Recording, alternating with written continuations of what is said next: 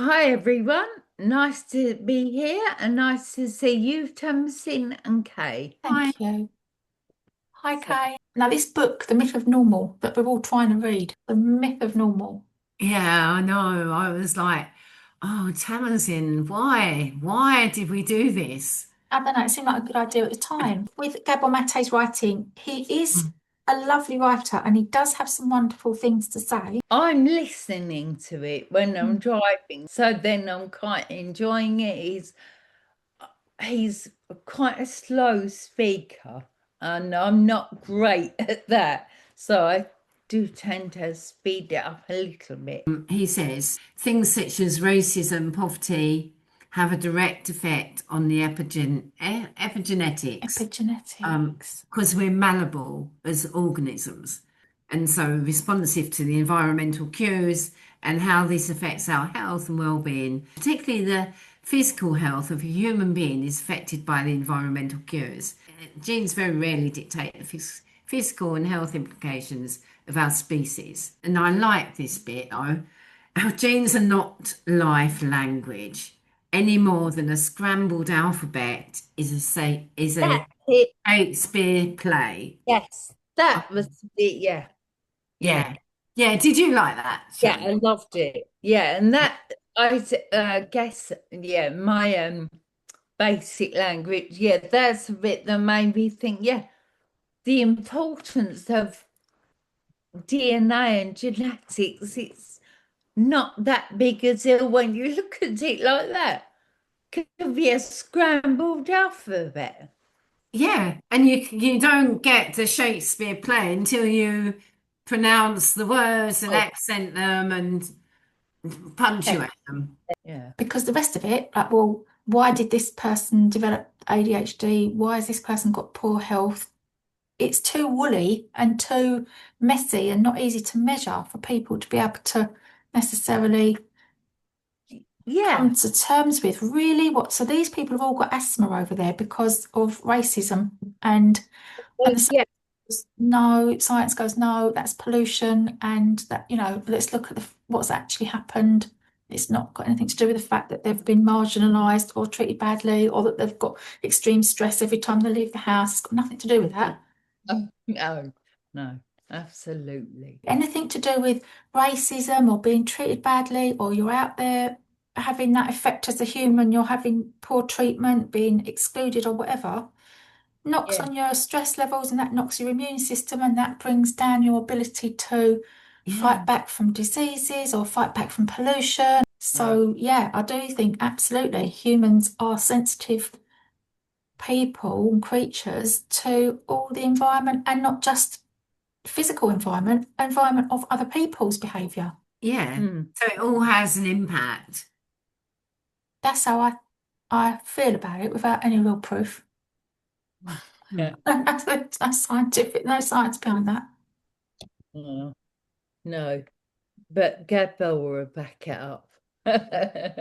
Yeah. I think that the emotional states of people and obviously the mental well-being of people definitely is the underlying one of the main underlying factors towards people's health. Definitely. Yeah. Yeah. I can't remember who it was, but he quoted someone uh, who was like 2 or 3 thousand years ago, who said about the mind and the body were connected. He said, and still in medicine today, they don't connect them. You've got medical over here and brain over there. Uh, yeah, they don't connect, and yet they are so connected. That was what he was saying. And Yeah, there's no department for emotions. no, no, Oh, therapy. Therapy is the department, isn't it? yeah, but it's not really provided massively by the NHS. They provide it, but It's not given the same level of importance or priority. no, no, certainly not a go-to first. I think it is like the poor relation of, medicine. Yeah, yeah, Yeah. Mm. It's a shame because it actually should be the first go-to in a way, shouldn't it? Because you think if the thoughts affect the feelings and the feelings affect the body, if what you're thinking is the most important thing, Yeah. but then these external events and life events that happen to you that cause stress, sometimes you can't change those things and you have to process them. But none of the doctors say, so what's happening in your life then? What's been happening for you? And we're back to that, aren't we? That they just don't factor in the fact that people are living with a lot of loss or grief or stress or Yeah. anxiety or any of those things. They just go, oh, what are the symptoms you've got? Let's have a pill. Let's Yes. see if we can That's not operate on you. treat the symptom, not the cause. Yeah. But then obviously there's the problem of what if the cause can't be changed? Yeah. Yeah. True. Yeah, so if there was no racism and no poverty on our planet, then we would all be a lot less stressed. Yeah. Wouldn't we? We know this. We do know this. We would be more loved. We would have a feeling of acceptance, togetherness, wouldn't we? Yeah, More unity. And less fear, because people are living in such fear. Like a lot of people are scared to go out at the moment. People are scared to go out, aren't yeah, they? A lot of people. yeah. And then that level of fear, just to leave your house, or fear. I mean, some people haven't got really any reason to be scared at all, and still they're scared to leave the house because they're bothered about what other people are going to think. Gonna have to explore it further, but I'm just looking at the heading of one of the parts of his book. Yeah. Part 4, the toxicities of our culture. Making an injury visible and public is often the first step in remedying it, and political change often follows culture, as what was tolerated is seen to be intolerable, or what was overlooked becomes obvious. That's from Rebecca Soynit. Hope in the Dark. Like these exposures to the environment and our culture, they're not going to change anytime soon, are they? But it is an awareness that these are things that we're exposing ourselves to and people are exposed to. And it's not surprising that people then have illness because of it. Yeah. Yeah. Absolutely. If you're on chapter 14, and I think I'm on about chapter 12, the next part of the book is Rethinking Abnormal Afflictions as Adaptations. And actually, when you think ADHD, for instance, I'm using that one, but it ends with disorder. And if only it said difference, you know, ADH difference. Yeah, they're not afflictions. They're not something wrong. It's just different. It's an adaptation. Yeah, this book seems to delve a lot into human nature. Yeah, he talks about human nature a lot, doesn't he? That, well, that's just human nature and we can't change that, Yeah. which kind of gives it validation, doesn't it? You know, people are mean because that's just human nature. Yeah, absolutely. And that's what's got to stop and change. A lot of the younger generation, and I'm talking like 25 to 30, are very much politically aware of I'm not talking about Conservative and Labour, but I'm talking about war and human nature and what is okay to treat someone just because they are different. Oh, then we ridicule them. Whereas younger generation won't have it. They really get upset with the jokes at someone's expense, more so than my generation, definitely. Do you think they've got an increased sense of injustice? Yes, I do. Young people are more emotionally aware, most young people, between 25, 35, I suppose. And that probably is because people have raised the awareness of how important emotions are. Even some of my clients who and not there. They're not kind of, they don't know what's wrong, but they know there's something different, or they could be better. They could be a better version. That's a phrase that I hear a lot. I want to be a better version of myself to improve how I'm feeling and how I'm impacting other people. And when I was younger, we never thought of that. No, no, absolutely not. Don't get me wrong, because I was quite victimized verbally, I was aware that I didn't want to hurt other people verbally. I'd be aware of that, but I certainly didn't give it any thought as in to the bigger, wider picture. But certainly now they tend to think of it in a bigger, wider version, how it will affect the workplace, different countries, cultures and stuff. Yeah. This is what I took from it, and I think he says this in his book about the acorn growing into an oak tree, and it can do that if a squirrel doesn't come along and eat it, if it has the right conditions. But I like the idea of people have to have the right conditions to thrive and grow. Yeah. Um, Yeah. the same as the oak tree. Yeah. If it's got all its friends there, like whispering to it in the wind, if the earth is deep enough for the roots to really go down and be rooted, if the sun shines on it and the rain falls on it. So if all those things happen, then it can grow. And I think that's like a person. Yeah. And like Sharon says, if it grows and one of its branches grows longer in one direction than the other, it's an adaptation. It's not something wrong with that tree. Yeah, yeah. Absolutely. Yeah. Because you get all different shapes and sizes and like branches branching out Mm. where they don't usually. Yeah. Yeah. Yeah. If we were thinking about Gabor Mate and we were thinking about trauma and recognising working with trauma in the same way that Gabor Mate thinks of it, what sort of modality would we be using? Well, the modality, I suppose, would be psychodynamic. For me, I have to go back to the beginning. So, what happened? I mean, why are you even like that? Why am I like I am? And why are you like you are? And what Yeah. happened at the beginning? I don't think everyone thinks that. Well, it's that has made me grin because yes, I totally agree. However, my straight away go to every time is plain person-centered, humanistic, because I just think, listen. But yeah, you invariably end up then going back, which I guess for me then is conditions of worth, but is still going back.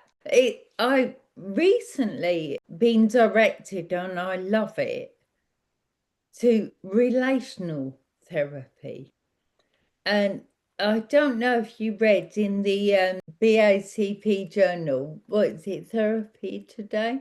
There was an article in last month on relational therapy, and it is almost like a deeper version of person-centered.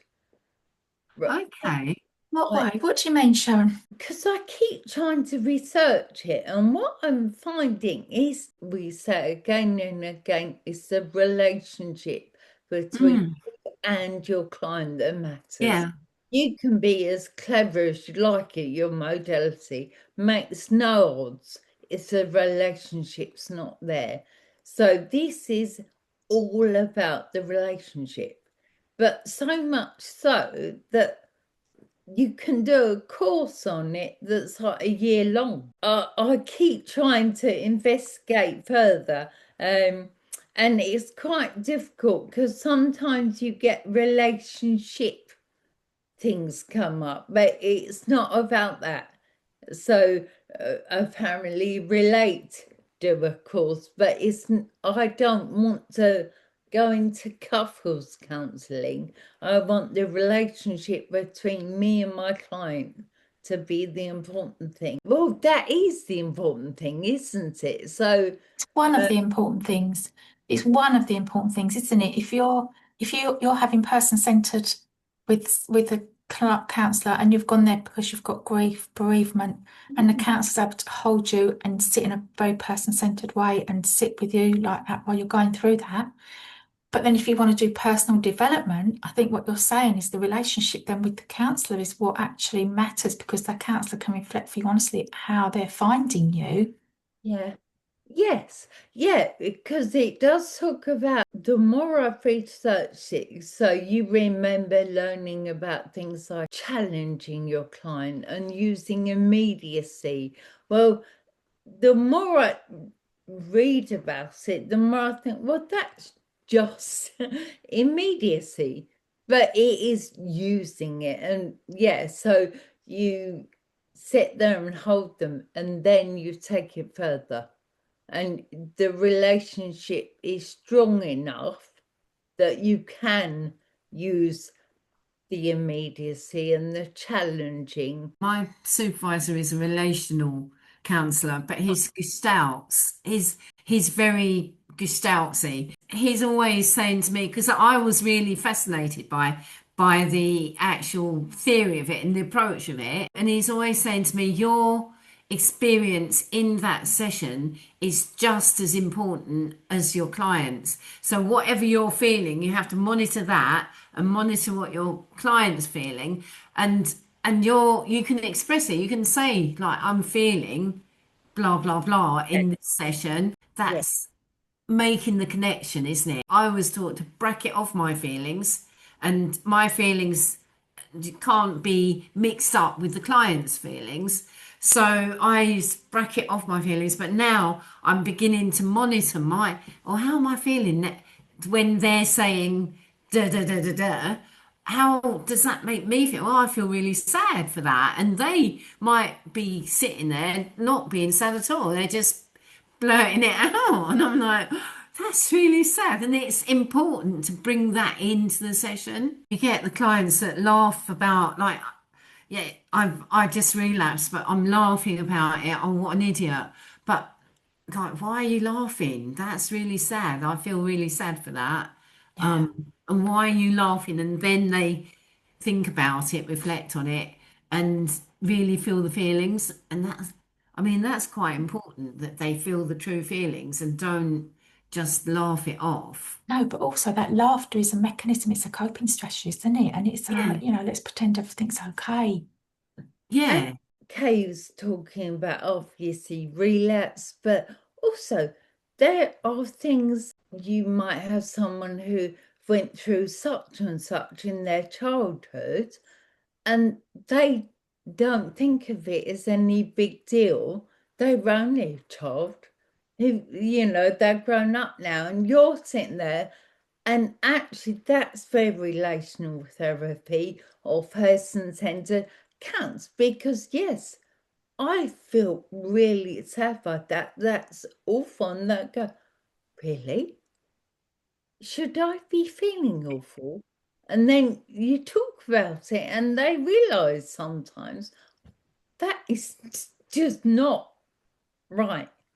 Yeah, because people who've been through trauma often dissociate and they don't have the feelings and they don't No, they can tell you this awful traumatic thing. They can do some trauma dumping, if you want to call it that. And then definitely. they're not feeling anything about it. It reminds me of Phoebe in Friends. Do you remember Friends? And Phoebe, she used to trauma dump mid-sentence and everyone else would stop eating and look at her like, what on earth are you talking about at the Thanksgiving table? And she just dropped in a big traumatic thing that happened to her as if it was nothing, because she wasn't connected to the reality of that story, but still feeling a need to say it. It just comes out, it blurts out, doesn't it?